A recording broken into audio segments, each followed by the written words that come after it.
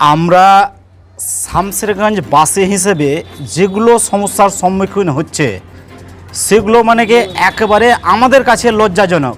সেটা শাসক দলের কাছে মানে কি একটা উজ্জীবিতর ব্যাপার হলেও আমরা শামসেরগঞ্জবাসী হিসেবে লজ্জার ব্যাপার যে এই পশ্চিমবঙ্গে সরকার হয়েছে তৃণমূল এবং ধুলিয়ান পৌরসভাও তৃণমূল। তবুও আমরা কি সমস্যার সম্মুখীন হচ্ছি আপনাদেরকে বলছি যে আমাদের এই শামসেরগঞ্জে উজ্জ্বল সমস্যা হচ্ছে 4টা। তার মধ্যে নাম্বার 1 সমস্যা যেটা এখন বর্তমানে সেটা হচ্ছে ধুলিয়ান পৌরসভায় 21টা ওয়ার্ড জুড়ে যে প্রবল জলের সংকট দেখা দিয়েছে, সেখানে মানুষ বিশাল কিন্তু হয়রানির শিকার হচ্ছে। দ্বিতীয়ত, এই শামসেরগঞ্জ ব্লক জুড়ে তথা ফারাক্কা সহ যেভাবে বিদ্যুতের সমস্যা দেখা দিচ্ছে সেগুলো কিন্তু আমাদের কাছে খুবই কষ্টকর। তৃতীয়ত, অনুপনগর ব্লক স্বাস্থ্যকেন্দ্র যেভাবে মানুষ চিকিৎসা করাতে এসে রুগীরা হয়রানি হচ্ছে সেটাও আমাদের কাছে অত্যন্ত দুঃখের। এবং চতুর্থত, যেটা বিগত দিনে আমাদের শামসেরগঞ্জ নয় আমাদের পশ্চিমবঙ্গের সবচেয়ে বড় সমস্যা সেটা হলো শামসেরগঞ্জের গঙ্গা ভাঙন। কিন্তু দুর্ভাগ্যের বিষয়, শাসক দলের নেতা থেকে মন্ত্রী সমস্ত লোকই সব চুপচাপ, কোনো কিছু তাদের হেলদোল নেই। শুধু ভোট আসবে, ভোট দাও, ভোটে জিতবো, এমএলএ হব, এমপি হব, এটাই হচ্ছে শুধু শাসক দলের কাজ, আর কোনো কাজ নেই। আপনারা দেখবেন যে যেখানে ঈদের আগের দিন আমাদের মুসলিম সম্প্রদায়ের মানুষের যেখানে বিপুল পরিমাণে জলের দরকার হয়, আমাদের মা বোনেরা যেখানে কাপড় ধোয়ার জন্যে যেখানে বিপুল জলের দরকার হয়, সেখানে ঈদের 2 দিন আগে জল দেয়নি তো দেয়নি পৌরসভা।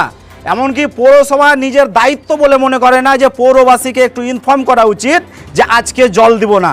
এটা কি মানে কি আজকে শাসক দলে আছেন, আজকে শাসক দলের নেতা মন্ত্রী চেয়ারম্যান শাসক দলের হয়ে অফিসে কাজ করবেন, শাসক দলের পাঁচ আটবেন, শাসক দলের দালালি করবেন, যে পদেই থাকেন না কেন তার গরিমা দেখাবেন। আপনারা মানুষকে নিয়ে একবারও ভাবেন না? মানুষকে নিয়ে যদি ভাবতো এই শাসক দলের নেতা মন্ত্রীরা, তাহলে আজকে এই শামসেরগঞ্জবাসীর অবস্থা এইরকম হতো না। দিনের পর দিন বিদ্যুৎ থাকে না। একবারও ইলেকট্রিক অফিস ধুলিয়ান সিসিসি একবারও জানানোর চেষ্টা করেছে? কিছু এনে ধুলিয়ান থাকে না। এই জোনটাতে ধুলিয়ান এই প্রতাপগঞ্জ, বাসুদেবপুর, চাচণ্ড এগুলোতে 4 ঘন্টা 5 ঘন্টা বিদ্যুৎ থাকে না, তবুও জানাই না। চাঁদপুরে জানাই না। চাঁদপুরে আমাদের শামসেরগঞ্জের যিনি রাজা, শামসেরগঞ্জের যিনি বিধায়ক, তার বাড়ি, কিন্তু সেই বিধায়ক তো এখন ব্যস্ত হিসাব নিকাশে, তার কোনো গল্প নেই। মানুষ মরছে মরুক, মানুষের কষ্ট হচ্ছে হোক। তার বাড়িতে জেনারেটর আছে, তার বাড়িতে এসি আছে, তার আবার কি কষ্ট যে তিনি ভাববেন মানুষকে নিয়ে? মানুষকে নিয়ে ভাবেন না। সাধারণ মানুষের অসুবিধা হয়েছে, সাধারণ মানুষ ক্ষোভে ফাটছে, সাধারণ মানুষ রাস্তায় আন্দোলন করছে। আবার তাই পশ্চিমবঙ্গে আন্দোলন করা যাবে না। আমাদের রাজ্যের মুখ্যমন্ত্রী তো বলে দিয়েছে যে কোনো ধরনের আন্দোলন করতে গেলে দিল্লিতে যেতে হবে। মানুষের কাছে তৃণমূলের মতন চুরি করা টাকাও নেই, আমাদের কাছেও সেই টাকা নেই যে আমরা ট্রেনের ভাড়া প্লেন করে দিল্লি চলে যাব আন্দোলন করব, সেই টাকাও নেই আমাদের। ধুলিয়ানে স্পেশালি কোন জায়গাগুলোতে বেশি জলের সমস্যা? ধুলিয়ান পৌরসভায় যেটা দীর্ঘদিনের সমস্যা, যেটা পৌরসভার সমস্ত মানে ছোট থেকে বড়, চেয়ারম্যান থেকে ভাইস চেয়ারম্যান, ইও থেকে শুরু করে ইঞ্জিনিয়ার সবাই জানে যে ধুলিয়ান পৌরসভায় কোন ওয়ার্ডে জলের সমস্যা আছে।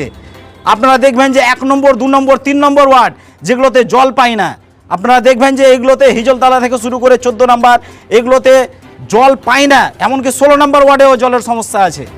কিন্তু ওই যে সব চুপচাপ একদম ব্যস্ত।